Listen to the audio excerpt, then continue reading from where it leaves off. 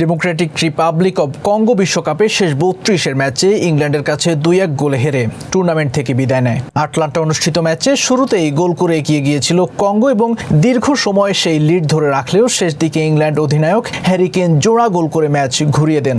এতে প্রথমবারের মতো নকআউট পর্বে ওঠার স্বপ্ন ভেঙে যায় আফ্রিকার দলটির।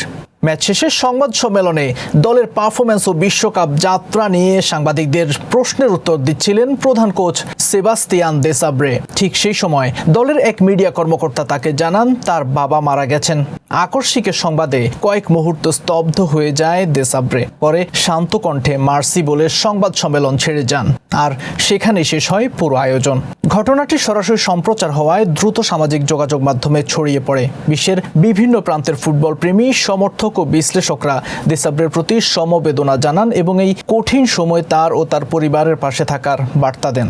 ব্যক্তিগত শোকের মধ্যেও ম্যাচ শেষে নিজের দলের পারফরম্যান্স নিয়ে গর্বের কথা বলেন দেসাব্রে। তার মতে, বিশ্বের অন্যতম শক্তিশালী দলের বিপক্ষে কঙ্গো সাহসিকতার সঙ্গে লড়াই করেছে এবং এই অভিজ্ঞতা ভবিষ্যতে দেশের ফুটবলকে আরও সমৃদ্ধ করতে সহায়ক হবে।